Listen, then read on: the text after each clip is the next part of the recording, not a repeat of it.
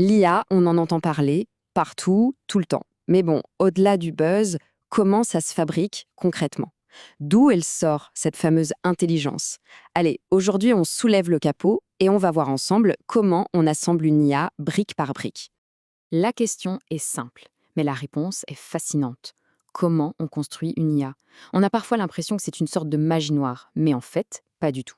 C'est un processus d'ingénierie, un parcours qui part de concepts mathématiques, parfois un peu abstraits, pour aboutir à un système qui, lui, est capable d'apprendre et de prendre des décisions.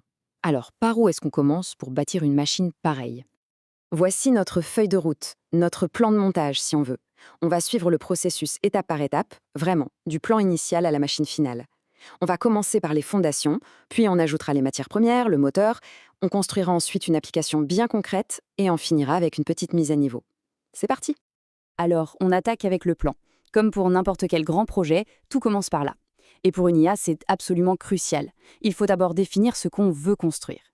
Parce que non, ce n'est vraiment pas de la sorcellerie, c'est un vrai domaine de l'ingénierie avec des objectifs et des principes très clairs. Donc, l'IA, au fond, c'est quoi? L'idée la plus simple, c'est celle-ci. Au lieu de donner 1 million de règles à un ordinateur, on va plutôt lui apprendre en lui montrant 1 million d'exemples. En gros, c'est un ensemble de technologies qui permettent à des machines d'apprendre toutes seules à partir de données, d'y repérer des motifs, des schémas et de prendre des décisions, le tout sans qu'on ait à programmer à la main chaque cas de figure possible. Bon, maintenant passons aux matières premières. Aucune construction ne se fait sans matériaux, c'est évident. Dans le monde de l'IA, le matériau de base, le socle de tout, c'est le langage universel des mathématiques. C'est ça qui va permettre de transformer des données brutes en quelque chose qu'une machine peut enfin comprendre et manipuler. Et attention, quand on dit maths, on ne parle pas de n'importe lesquels. En fait, tout repose sur 3 grands piliers, 3 domaines qui sont absolument essentiels. Ce sont eux qui, ensemble, font tourner la quasi-totalité des algorithmes, des plus simples jusqu'aux réseaux de neurones les plus complexes qu'on puisse imaginer. Alors, voilà nos 3 piliers. Pour se faire une image, c'est assez simple. L'algèbre linéaire, c'est un peu comme la charpente du bâtiment. C'est elle qui va structurer, organiser toutes les données. Ensuite, le calcul différentiel, ça c'est le mécanisme d'ajustement. C'est ce qui permet à l'IA de corriger le tir, d'apprendre de ses erreurs. Et pour finir, la théorie des probabilités, c'est ce qui lui permet de gérer l'incertitude du monde réel, parce que tout n'est pas toujours tout noir ou tout blanc. Pour que ce soit un peu plus concret, l'algèbre linéaire nous donne des outils comme les vecteurs et les matrices. Une simple image, par exemple, pour une machine, ce n'est rien d'autre qu'un grand tableau de nombres, une matrice. Un mot, quand on fait du traitement de langage, peut être représenté par une série de nombres, un vecteur. C'est littéralement comme ça que l'IA voit et lit le monde qui l'entoure. Ok, on a nos matériaux. Il nous faut maintenant un moteur.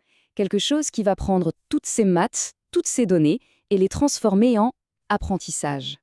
C'est le cœur du réacteur, le mécanisme qui permet à la machine de s'améliorer, toute seule. L'analogie est très simple, mais elle est vraiment puissante.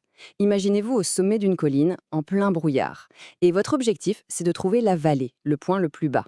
Qu'est-ce qu'on ferait? On regarderait autour de soi et on ferait un pas dans la direction où la pente descend le plus fort. Et on répète ça encore et encore jusqu'à arriver tout en bas. C'est exactement l'idée qui se cache derrière le moteur d'apprentissage de l'IA. Et ce processus, cette fameuse descente de colline, ça porte un nom un peu technique, la descente de gradient. C'est vraiment l'algorithme d'optimisation qui est au cœur de quasiment toute l'IA moderne. C'est lui qui va, en quelque sorte, tourner les boutons internes du modèle petit à petit pour réduire l'écart entre ce que le modèle prédit et la réalité. Concrètement, comment ça marche? C'est un cycle en 4 temps. D'abord, on se place au hasard sur notre colline de l'erreur. Ensuite, on calcule la pente, là juste où on est, c'est le fameux gradient. Troisième étape, on fait un petit pas dans la direction opposée à la pente, donc vers le bas. Et enfin, on recommence. On répète ça des milliers, des millions de fois, jusqu'à ce qu'on arrive le plus près possible du point le plus bas, là où l'erreur est minimale. Bien, maintenant qu'on a toutes nos pièces, on va les assembler. On va voir comment nos matériaux mathématiques et notre moteur d'apprentissage peuvent se combiner pour créer quelque chose de concret. Un système capable de voir, de reconnaître des objets dans des images. Pour faire ça, l'outil de prédilection, c'est ce qu'on appelle un réseau de neurones convolutifs, ou CNN. Il faut savoir qu'avant les CNN, les ingénieurs devaient dire à la main à l'ordinateur ce qu'ils devaient chercher, des lignes, des coins, des ronds. La révolution des CNN, c'est qu'ils apprennent à trouver ces caractéristiques tout seuls, directement à partir des pixels de l'image. Et comment il fait ça? grâce à une opération mathématique appelée la convolution. La clé de tout, c'est ce qu'on appelle le filtre. Imaginez un filtre comme un tout petit détecteur spécialisé.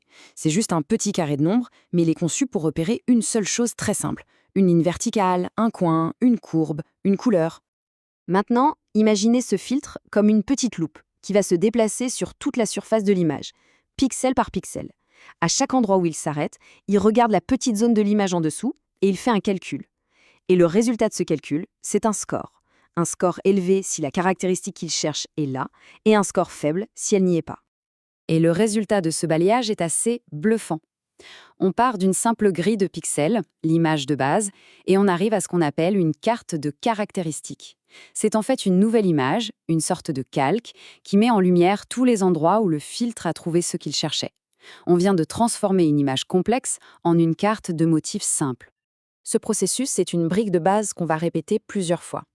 Juste après la convolution, on applique une étape très simple qui s'appelle ReLU.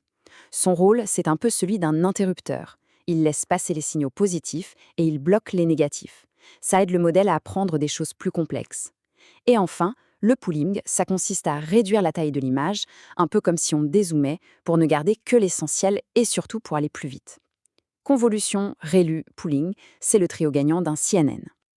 Ok, notre machine est assemblée, elle est fonctionnelle, mais on peut encore l'améliorer. C'est le moment de passer à la mise à niveau. Une mise à niveau qui va la rendre beaucoup plus efficace, surtout quand on n'a pas des tonnes de données étiquetées par des humains sous la main. La méthode classique, c'est l'apprentissage supervisé. Ça demande un travail de titan, il faut des montagnes de données et des humains pour tout étiqueter. Ça, c'est un chat, ça, c'est un chien. C'est long, c'est cher, bref. Mais l'apprentissage auto-supervisé, le SSL, c'est bien plus malin.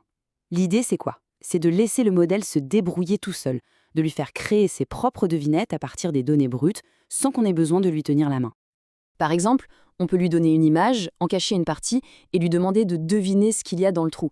Ou alors, on prend une phrase, on mélange l'ordre des mots et on lui demande de tout remettre dans le bon ordre. En résolvant ces petites énigmes qu'il se pose à lui-même, le modèle apprend des représentations du monde qui sont incroyablement riches. Et ça, c'est une révolution, parce que des données non étiquetées sur Internet, il y en a à l'infini. Voilà, prenons un peu de recul et regardons la machine qu'on vient de construire ensemble. On a assemblé tous les composants, depuis le concept de base jusqu'aux techniques les plus récentes, pour créer un système d'IA complet et fonctionnel. Pour résumer notre processus de construction, on a débuté avec un plan clair. On a utilisé les maths comme matière première. On a installé la descente de gradient comme moteur pour qu'il puisse apprendre. On a assemblé une architecture sur mesure, comme un CNN pour la vision, et on l'a même améliorée avec des techniques de pointe comme le SSL. Chaque pièce a son rôle, et c'est leur assemblage qui crée une machine intelligente. Et c'est là que ça devient vraiment passionnant. Maintenant qu'on a compris comment la machine est construite, la vraie question, la plus importante, c'est qu'est-ce qu'on va bien pouvoir en faire? Les possibilités sont vertigineuses, que ce soit en médecine, dans l'art, en sciences. La question n'est plus seulement technique, elle devient une question de société, de créativité. Qu'est-ce qu'on va choisir de construire? Merci de nous avoir suivis.